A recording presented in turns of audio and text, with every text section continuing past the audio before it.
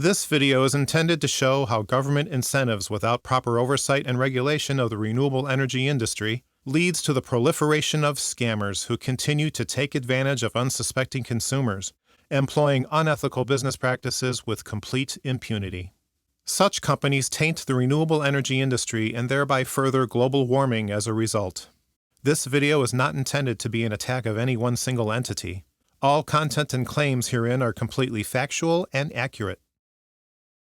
Before going with a solar photovoltaic or PV system, check with local government agencies to see whether or not solar power companies are regulated in your state. Also, check if your city can provide qualified inspectors for solar installations to ensure a proper and safe installation. Solar PV system code is evolving, and local inspectors can sometimes be nearly clueless as to how to properly and effectively inspect a solar PV system on your home. A high-voltage electrical system that can potentially cause fires, personal injuries to residents and neighbors, and roof leaks.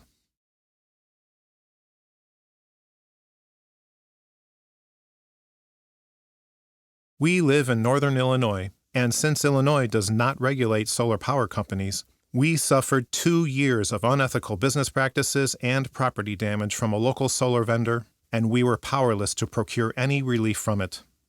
For those living in Illinois, note that our experiences with these agencies proved that they represent the interests of solar vendors and not the interests of the consumer. They have no authority to ensure that solar vendors behave ethically. By trying to help save the environment by going solar, we suffered many bad business practices. In summary, sales fraud, installation fraud, an unsafe PV system installation, property damage, intimidation, harassment and retaliation and public defamation of me and my small business. The Illinois Commerce Commission, or ICC, claims they cannot regulate solar in Illinois since parts come from China, the contract holders are out of state, and only the installers are in Illinois. That said, the ICC was not willing to sanction the Illinois solar vendor we hired after all the unethical business practices we suffered from them. I submitted the following story several times to the Chicago Tribune, the Sun-Times, Chuck Goudie at ABC, NBC, CBS, and WGN. These news agencies refused to air this story to protect Illinois consumers.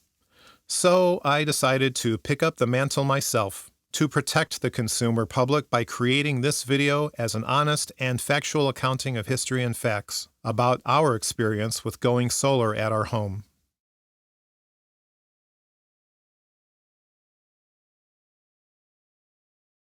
This is our house with a large unshaded flat roof with a low pitch. After stains and mold appeared on our ceiling from roof leaks 15 months after installation, we learned only at that time that honest professionals generally avoid installing solar PV systems on a roof like this. Our local Illinois solar vendor put profit over due diligence, resulting in a solar PV system that should never have been sold to us or installed. To choose our solar vendor, we combed through online reviews to find what we thought would be the best company.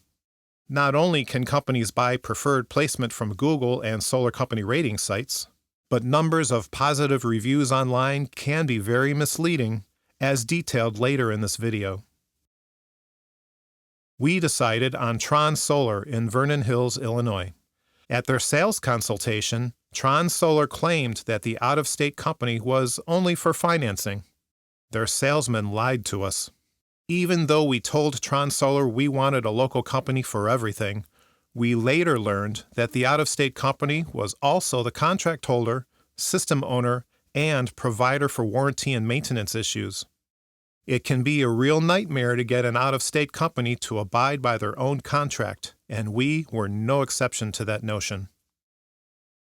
Another instance of solar sales fraud concerned the utility savings we were supposed to receive after purchase and installation of a solar PV system. Over the next 2 years, I kept a running log of what our electrical utility costs actually were, compared to what was estimated in the solar sales contract. Turns out, we were paying in excess of 300% above what was estimated by solar sales. And again, the Illinois government agencies did nothing about this instance of solar sales fraud. Then there was installation day. The installers never asked us if they could stage their truck on our new driveway.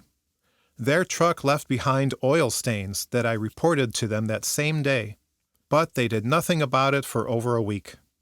Finally, they sent us an unqualified exterior cleaner with a power washer, but by then the oil stains had become permanent and still exist today.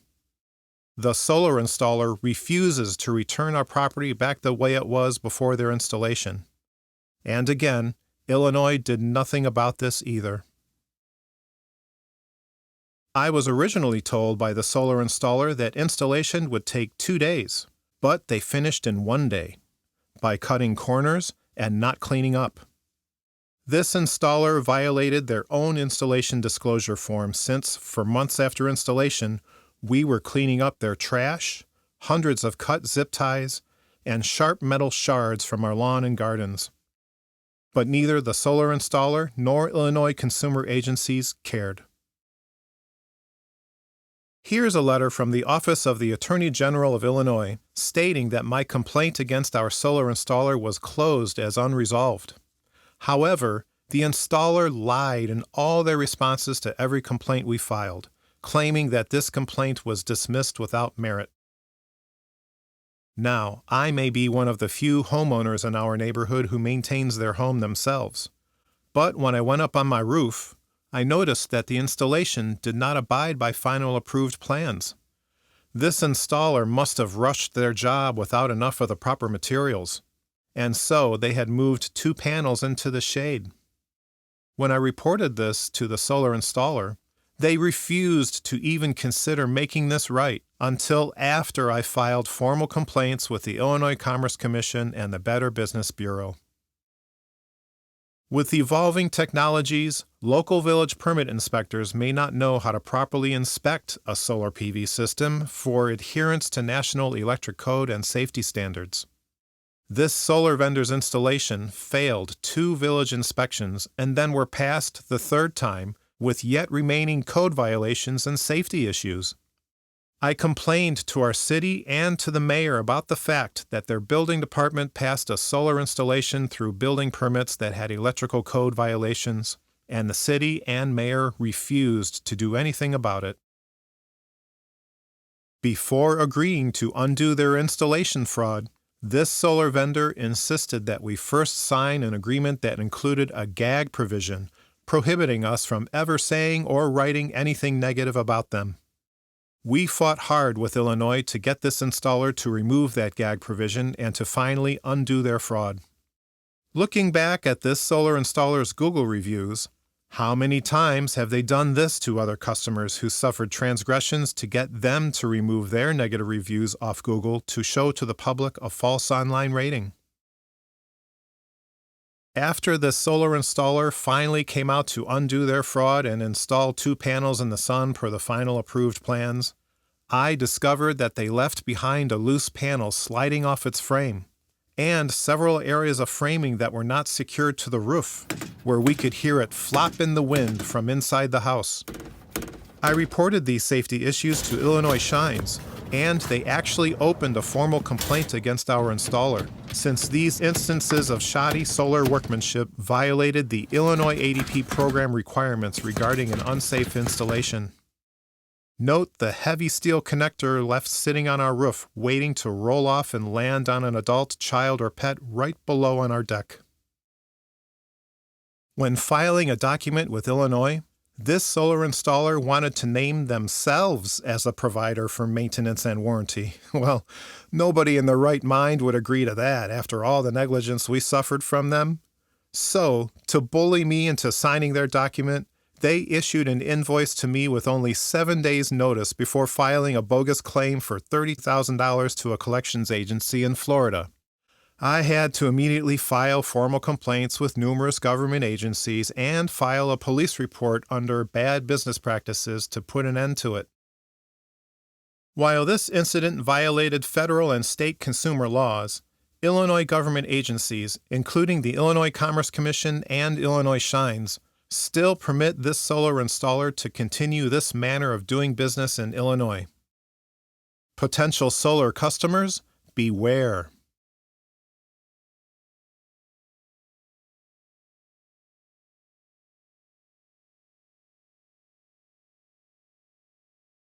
Like most any consumer, I posted an honest and factual accounting of our experiences with the solar vendor and installer on Google. A year later, I found that my honest review had been removed off Google Maps. So I posted the same review from a different email account. Don't trust Google. Anyone can hire a third party to have negative reviews removed without involving the customer at all. The very next business day, out of clear retaliation and harassment, this Illinois solar company's owner posted one-star ratings and fake reviews of my small business with defamation about my business and me personally on Google, Yelp, and Angie.com. Yelp promptly removed the false review and blocked the solar company's owner from ever reviewing my business again. But Angie.com and Google refused. Kudos to Yelp.com. But their website displays preferred vendors who pay for the placement where ranking is not based on the quality of that business's services.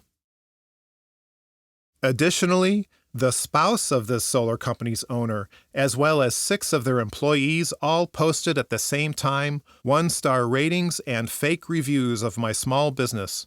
Again, with defamation about my business and about me personally on Google, Yelp.com, and Angie.com. Not one of these reviews was in any way bona fide. They had never met me or ever hired my business. Yet, all these reviews remained in public view for over 6 months on Google and were later finally removed only after NABCEP suspended their certification of the solar company's owner over an ethics charge with 8 violations of their code of conduct.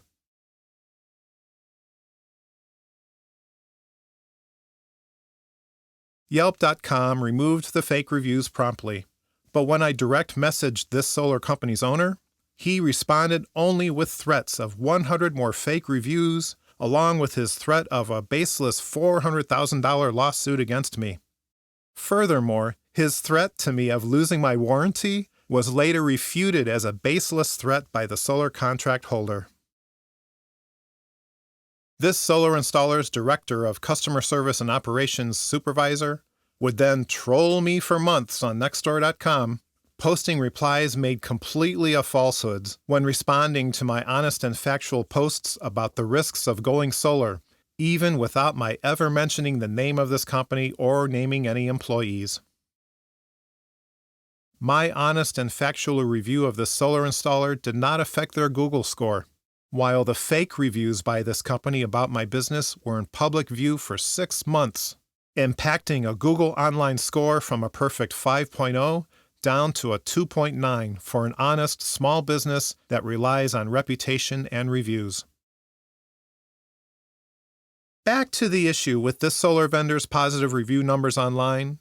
Here's an example of how a solar vendor dupes the public by inflating their number of positive reviews by having their employees, as well as likely families and friends, post positive reviews about the company that employs them. These malicious business practices of this solar vendor's owner and employees violated 2 Illinois statutes: defamation per se and actual malice. Note that this solar vendor's owner never once contacted us to see if they could make things right. He had only offered repeated threats and lies. Again, various government agencies for consumer protection and commerce did nothing and still permit this solar vendor and installer to continue doing business in Illinois. Potential solar customers, beware.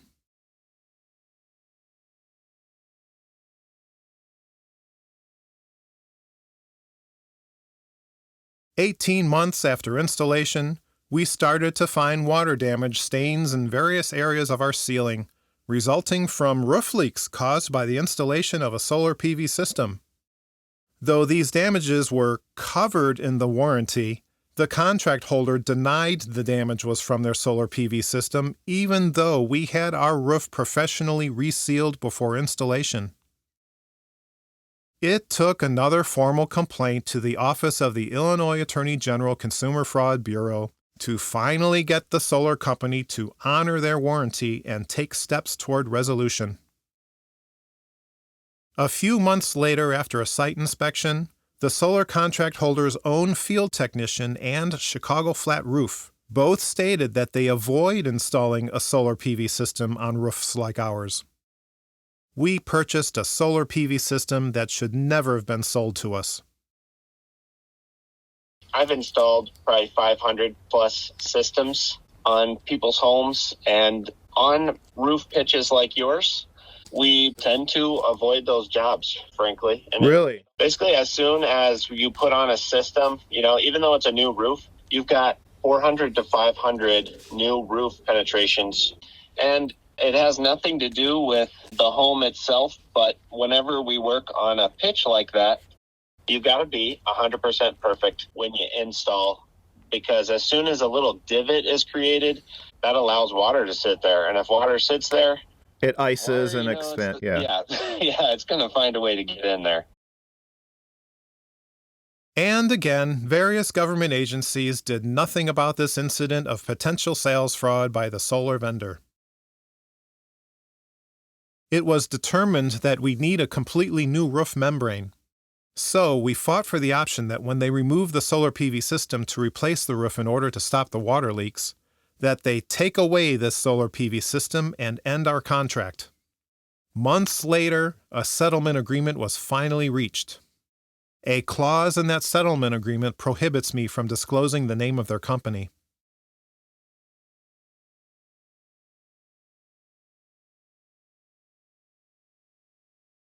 There were over 50 ignored and unresolved complaints to the solar contract holder about the solar PV system installation and safety issues in 2022.